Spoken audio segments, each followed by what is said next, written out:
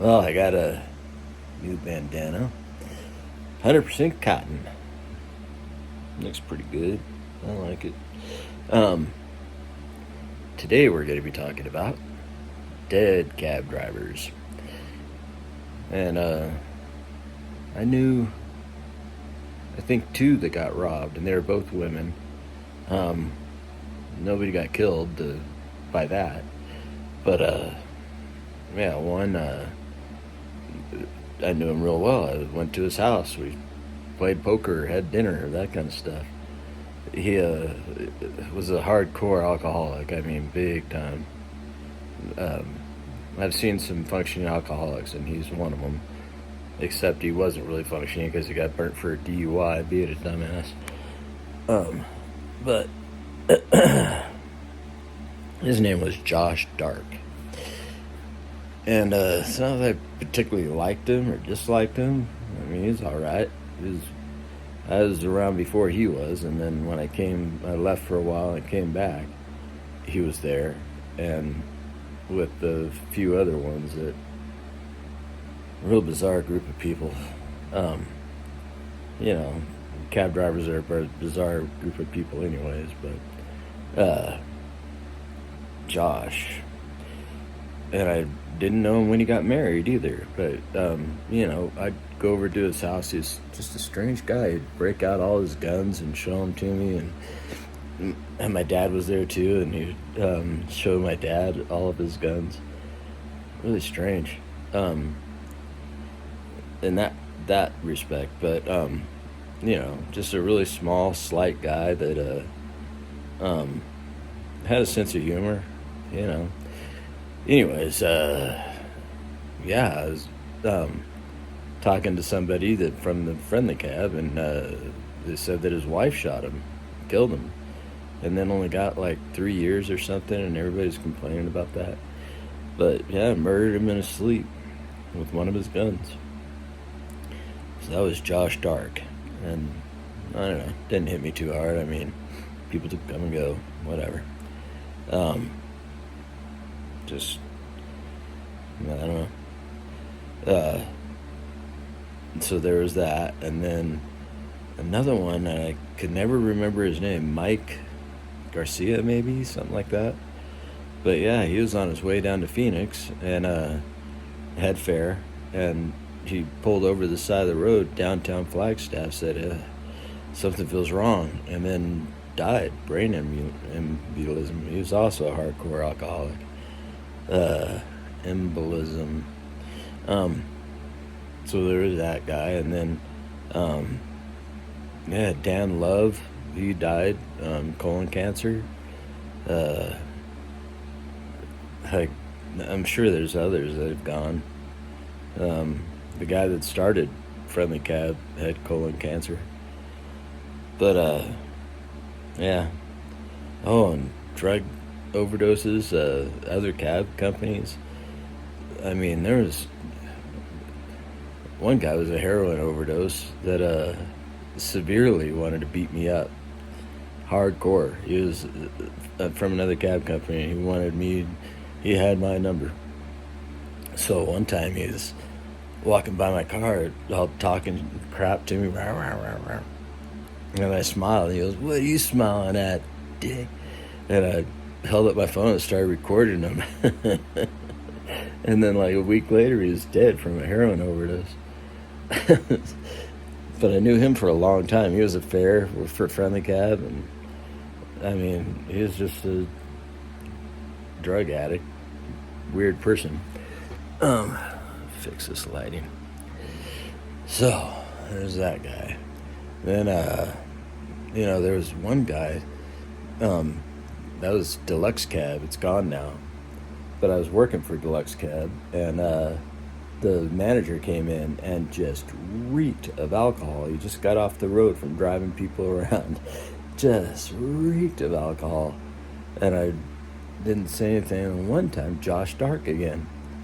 I was, that was when I was working for Friendly. They said, I had a fare hop in. They said, yeah, Josh picked us up downtown. He had a joint in his mouth, taking a hit, and leaned over and said, "You want some?" And I laugh about it, but I laugh about it because it's just so ridiculous. It's just so, the cab driver persona that I don't want to have associated with me or my company or the company I'm working for. And I went to the owner and I said, "Hey, I'm not trying to report him. I don't want him fired. Is he that dumb?" And the owner says, "It's pretty dumb." That was his answer. I mean, he wasn't that dumb working with him. He had some smarts, sense of humor or whatever, but was he dumb enough to do something like that? Yeah, he was. But we had another guy, and they used to live together. Josh, and I can't say his name because I think he's still alive, which he shouldn't be, but he came from some rich family, and he was just driving just to make beer money kind of thing, make rent. But he never had to worry about anything because came from money. He was just, one of the biggest drug addicts we had there. He read constantly, though. The strangest books, but like the girl with the dragon tattoo, he read that. That's what he would do during the downtime, because there was a lot of downtime, and just read. And I kind of did too. I had audiobooks, so my eyes were bad from reading, so I stopped. I just did the audio after a while. But there was that guy, and then I'd have fairs. There was times that I got high. I'm not gonna lie. One time we had this appointment book that we had to carry around in friendly cab, and nobody wanted it because you had to pay attention to it and alert the dispatcher, and it was just a pain in the ass, really. But somebody had to do it, so I had it that night. I left it on top of my car. Super, super, super beautiful. It's just the most beautiful specimen of a female.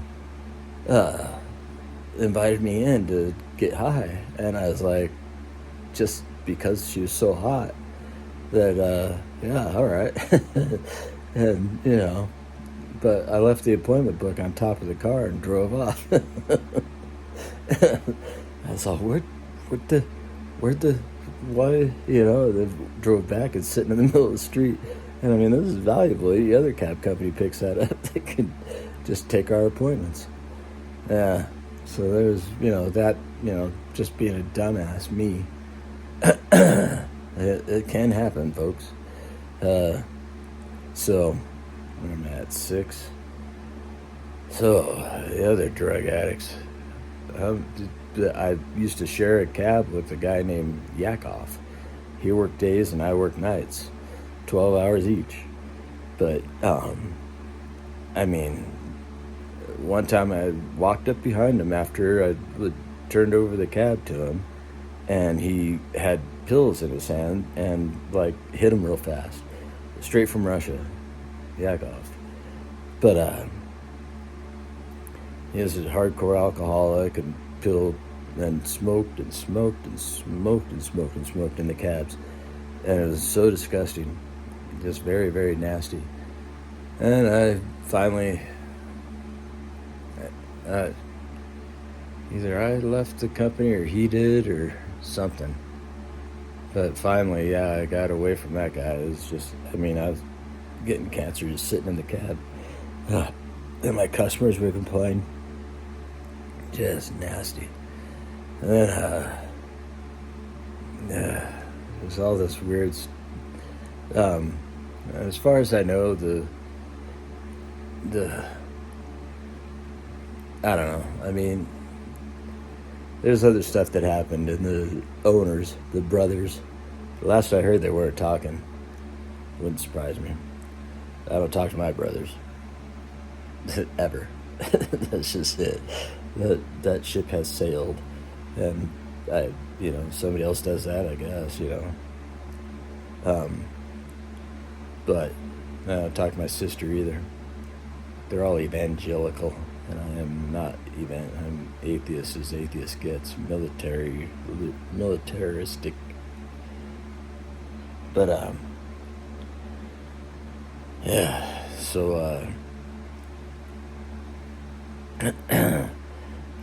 We're at 10 minutes. I'm not going to tell that story. It's not my story to tell, anyways. What happened with the younger brother? I'll tell my story with him. Yeah. Yeah. That's another time, though. We're at 10 minutes. Bye.